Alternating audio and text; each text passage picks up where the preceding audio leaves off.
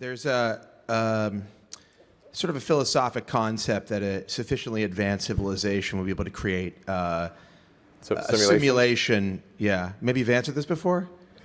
A simulation. I've had so many simulation discussions; it's crazy. Okay, are we in? I think here's, the strongest argument for us being in a simulation, probably being in a simulation, I think is the following. That 40 years ago, we had Pong, like two rectangles and a dot.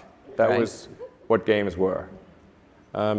Now, 40 years later, we have photorealistic 3D simulations with millions of people playing simultaneously, and it's getting better every year. It would seem to follow that the odds that we're in base reality is 1 in billions.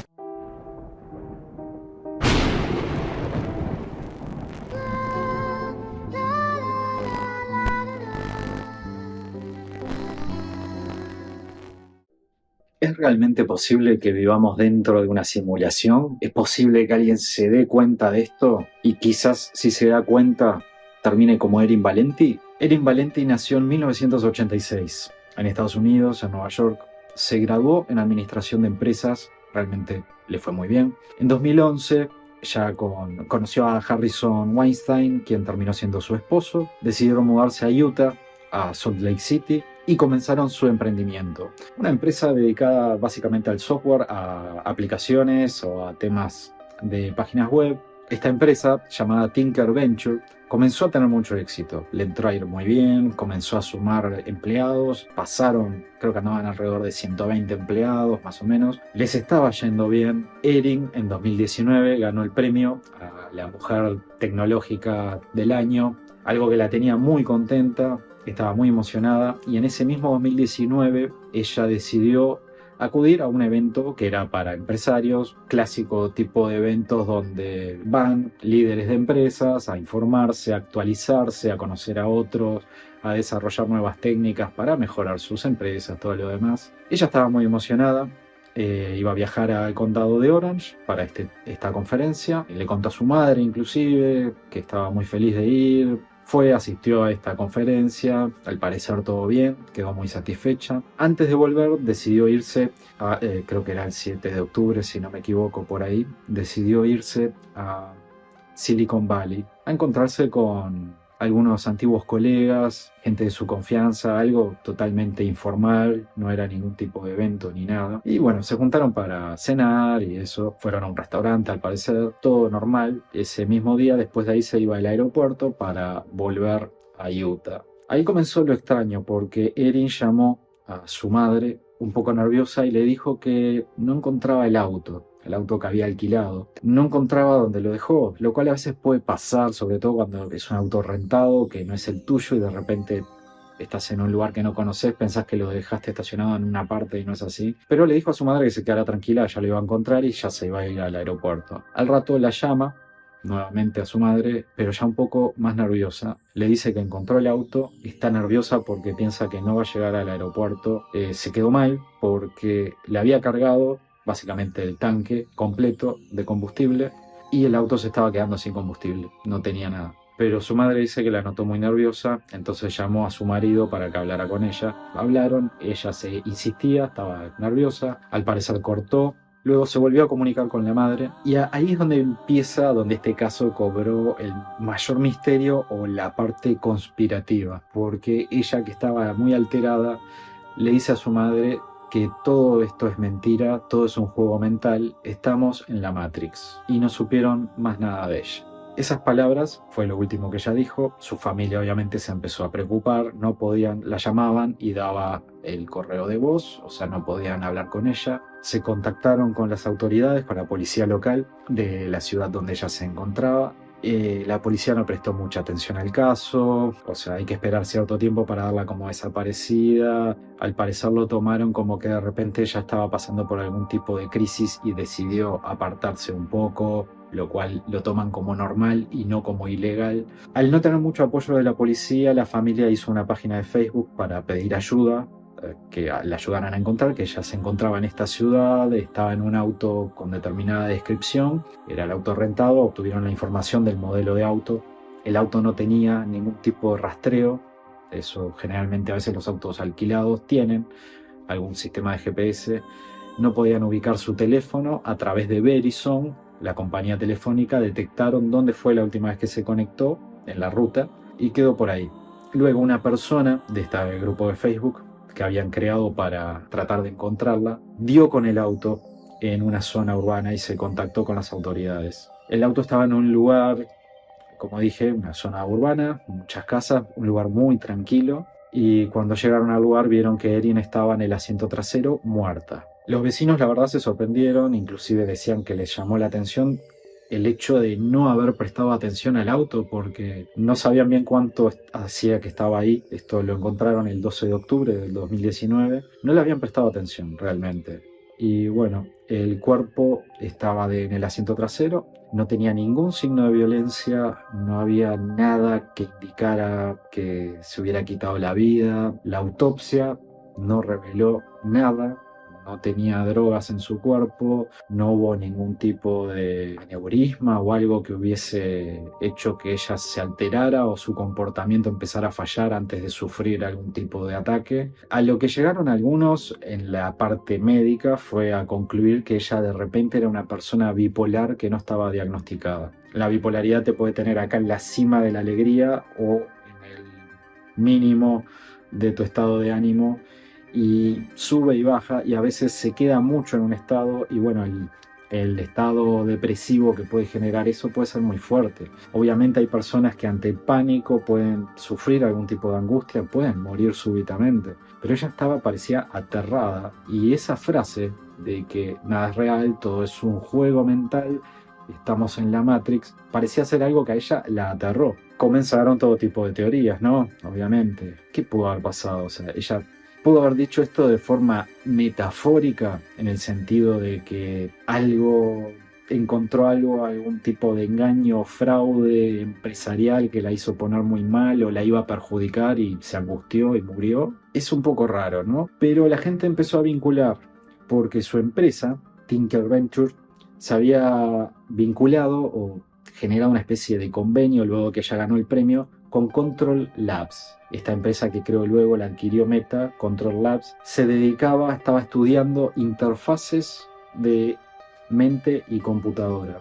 Controlar dispositivos o computadoras con movimientos, con gestos, y estaban tratando de llevarlo al tema mental, de tratar de vincular, no de forma invasiva, sino con brazaletes, que al parecer podrían vincular el pensamiento de la persona con las máquinas. Eso parece que era un proyecto o era una idea. No sabemos, bien en qué quedó eso, pero muchos empezaron a teorizar que tuviera que ver con algo de eso, que ella hubiera descubierto algo. Obviamente, cuando escuchamos la palabra Matrix, todos viajamos a la película, ¿no? A que esta teoría es nueva, pero esta teoría de la realidad simulada viene de mucho antes. O sea, no nació con Matrix. Inclusive tenemos casos con otro misterio, Jacobo Greenberg, el científico mexicano, que capaz que un día le hacemos un video. Otra persona que empezó a teorizar con la latiz y esta especie de realidad que está fuera de nosotros. Jacobo desapareció. Es otro caso que desapareció en 1996, no se supo más nada de él.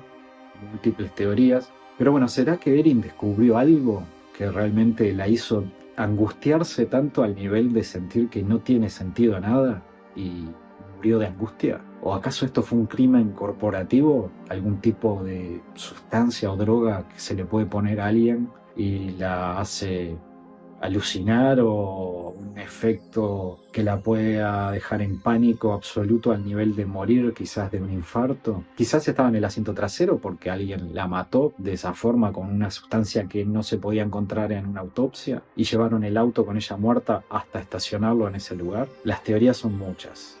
Lamentablemente, esas últimas palabras que ella le dijo a su madre han marcado este caso con este gran misterio de una muerte irresoluta y que a muchos los deja pensando. ¿Estamos en una realidad simulada? Como les dije, esta teoría viene de mucho antes.